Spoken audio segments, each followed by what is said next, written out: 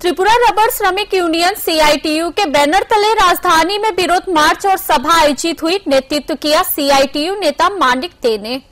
Rubber उद्योग की रक्षा, मजदूरी वृद्धि और श्रमिकों के काम की मांग को लेकर यह आंदोलन हुआ। उत्तर गेट में शुरू मार्च सर्किट हाउस पर सभा में बदला।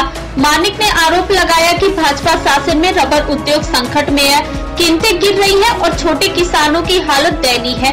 उन्होंने सरकार से सब्सिडी की मांग की। 12 दफा दाबीते त्रिपुरा रबर श्रमिक यूनियन आज के শিল্প দপ্তর এবং টিএফডিসির কাছে যাচ্ছে। রাজ্যের রাবার শিল্পকে ধ্বংস করে দিয়েছে।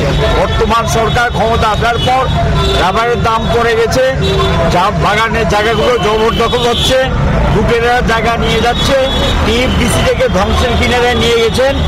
আর সঙ্গে দেখা গেল রাবারের প্রকৃত মূল্য পায় না, তাদের ভর্তুকি দেওয়া হয় না, তাদের বোনাস দেওয়া হয় না, ছুটি ছাটো যেগুলো ছিল টিএফডিসি সব বাতিল করে দিয়েছে এবং খেয়াল খুশি মতো ছাঁটাই করছে। গত 7 বছর 7.5 বছর মধ্যে মজুরি তেমন বাড়ায়নি।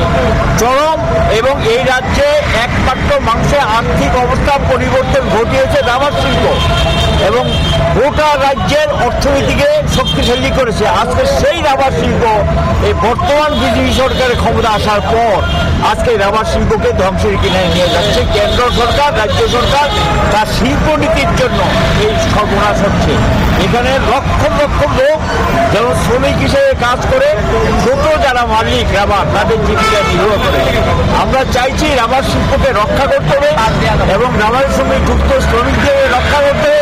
রাজ্যের অর্থনীতির স্বার্থেই এটাকে শক্তিশালী করতে হবে। রাজ্য সরকার এবং কেন্দ্রীয় সরকারকে ভর্তুকি সহ একটা কর্মসূচি নিয়ে এটাকে কিভাবে রক্ষা করা যায় সেই চেষ্টা করতে হবে এবং লুটেরাদের হাত থেকে বাগানগুলো ধ্বংস করে দিচ্ছে। এটার হাত থেকে রক্ষা করার জন্য সরকারকে পদক্ষেপ নিতে হবে। আর মন্ডল থেকে শুরু করে বিজেপি যে সমস্ত পূর্বাভাসরা আছেন তারা বিভিন্ন জায়গায় এই বাগানগুলোর মধ্যে জায়গার মধ্যে হাত বসাচ্ছে। जुलूस में रबर किसानों और वृद्धजन की उपस्थिति उल्लेखनीय रही। Bureau report, fact finder.